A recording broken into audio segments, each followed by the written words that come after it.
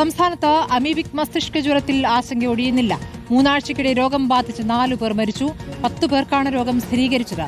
തിരുവനന്തപുരത്താണ് ഏറ്റവും കൂടുതൽ കേസുകൾ റിപ്പോർട്ട് ചെയ്യുന്നത്. അതേസമയം അമീബിക് മസ്തിഷ്ക ജ്വരത്തിലെ എല്ലാ കേസിലും ഉറവിടം കണ്ടെത്തേണ്ടതില്ല എന്ന വിചിത്രവാദവുമായി കോഴിക്കോട് DMO രംഗത്തെത്തി. രോഗം ബാധിച്ച് മരിക്കുന്നവരുടെ ശരീരത്തിൽ അമീബയുടെ സാന്നിധ്യം സ്ഥിരീകരിക്കുന്നുണ്ട്. അതിനാൽ ഉറവിടം തേടി നടക്കേണ്ടതില്ല എന്നാണ് DMOയുടെ വാദം. ഓരോ കേസിലും നമുക്ക് ഇന്ന സോഴ്സ് എന്ന് പറയേണ്ട ആവശ്യമില്ല. പുസ്തകത്തിൽ പറഞ്ഞിട്ടുണ്ട് ഇത് അമീബ ഫ്രീ ലിവിങ് അമീബയാണ്, സാധാരണ വെള്ളത്തിൽ കാണും. ഇത് നമ്മൾ ജലം പരിശോധിക്കാൻ അയക്കുന്നുണ്ട്.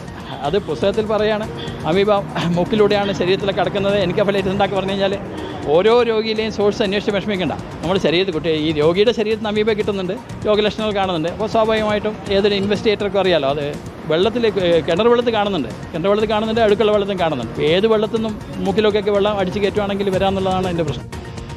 സിനോജ് തോമസ് വിവരങ്ങളുമായി. സിനോജ്, ഇപ്പോൾ DMOയുടെ വിചിത്രമായ പ്രതികരണമാണ് വരുന്നത്. എന്തുകൊണ്ട് ഇങ്ങനെ സംഭവിക്കുന്നു, എവിടെ നിന്ന് സംഭവിക്കുന്നു എന്ന പരിശോധന ആവശ്യമില്ല എന്നാണോ? ഇപ്പോൾ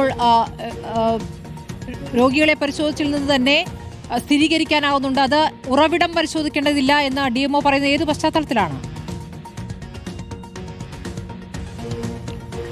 DMO പറഞ്ഞത് വെച്ച് നോക്കുകയാണെങ്കിൽ ഇനി നിപ്പ രോഗം വന്നു കഴിഞ്ഞാൽ അതിന്റെ ഉറവിടം പരിശോധിക്കേണ്ട സാഹചര്യമില്ല. കാരണം നിപ്പ വരുന്നത് വവ്വാലിൽ നിന്നാണ്, എല്ലാവർക്കും അറിയാമല്ലോ.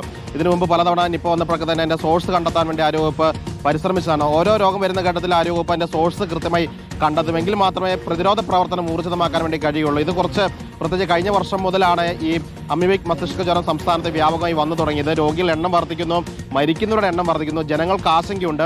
ഈ DMO പറയുന്നത് ഹൈസ്കൂൾ തലത്തിൽ ഉൾപ്പെടെ അമീബയെക്കുറിച്ച് പഠിക്കുന്നതാണ്, പാഠപുസ്തകത്തിൽ പഠിക്കുന്നതാണ്. അമീബ വെള്ളത്തിലാണ് ജീവിക്കുന്നത്, എല്ലാവർക്കും അറിയാം, അതെല്ലാവർക്കും അറിയാവുന്ന കാര്യമാണ്. പക്ഷേ ഇതെങ്ങനെ മനുഷ്യ ശരീരത്തിലേക്ക് കയറുന്നു? ഏറ്റവും ഒടുവിൽ കോഴിക്കോട് പുതിയങ്ങാട് സ്വദേശി 72 വയസ്സുകാരൻ സച്ചിദാനന്ദനാണ് ഈ രോഗം ബാധിച്ച് മരിച്ചത്.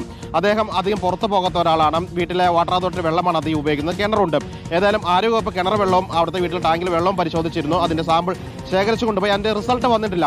അങ്ങനെയെങ്കിൽ അദ്ദേഹത്തിന് എവിടെ നിന്ന് രോഗം വന്നു എന്ന് സ്ഥിരീകരിക്കേണ്ടതുണ്ട്. അത് ആരോഗ്യവകുപ്പിന്റെ ഉത്തരവാദിത്തമാണ്. അത് ഇതുവരെ ആരോഗ്യവകുപ്പ് പരസ്യപ്പെടുത്തിയിട്ടുമില്ല. ജനങ്ങൾക്ക് ആശങ്കയുണ്ട്, ഇനിയും മറ്റുള്ള ആളുകൾക്ക് രോഗം പടരുമോ എന്ന ആശങ്കയുണ്ട്. അതുകൊണ്ട് തന്നെ എവിടെ നിന്ന്, ഏത് സോഴ്സിൽ നിന്നാണ് ഈ രോഗാണോ, ഈ അമീബ ശരീരത്തിൽ കയറിയതെന്ന് പറയേണ്ടത് ഉത്തരവാദിത്തം ആരോഗ്യവകുപ്പിനുണ്ട്. അവിടെയാണ് ആരോഗ്യവകുപ്പിന്റെ ജില്ലയുടെ ചുമതലയുള്ള DMO പറയുന്നത് എല്ലാ കേസുകളിലും പരിശോധിക്കേണ്ട, വെള്ളത്തിൽ അമീബ ഉണ്ടാവുന്നത് എല്ലാവർക്കും അറിയാം. അതുകൊണ്ട് മരിക്കുന്ന രോഗികളുടെ ശരീരത്തിൽ അമീബ ഉണ്ടെങ്കിൽ അത് ഈ രോഗം കാരണം മരിച്ചതാണ്, ഈ അമീബ കയറുകൊണ്ട് മരിച്ചതാണെന്ന് സ്ഥിരീകരിക്കാമെന്നൊരു വിചിത്രവാദം അദ്ദേഹം പറയുന്നത്. ഇതിൽ ICMR ഈ വിഷയത്തിൽ പഠനം നടത്തിയിട്ടുണ്ട്.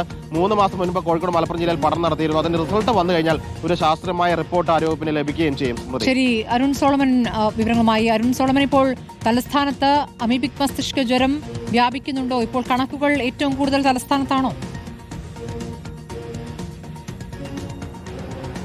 സ്മൃതി, ഏറെ ഭയപ്പെടുത്തുന്ന രീതിയിലേക്ക് ഈ അമീബിക് മസ്തിഷ്ക ജ്വരത്തിന്റെ കേസുകൾ റിപ്പോർട്ട് ചെയ്യുകയാണ്. കാരണം 2024 കേവലം 39 കേസുകൾ റിപ്പോർട്ട് ചെയ്തു. അന്ന് മരണപ്പെട്ടത് കേവലം 9 പേരാണ്. എന്നാൽ കഴിഞ്ഞ വർഷത്തെ എടുത്ത് കണക്കുകൾ പരിശോധിക്കുമ്പോൾ 201 പേരാണ് സംസ്ഥാനത്ത് ആകെ കേസുകൾ റിപ്പോർട്ട് ചെയ്തത്. അതിൽ 47 പേർ മരണപ്പെടുകയും ചെയ്തു.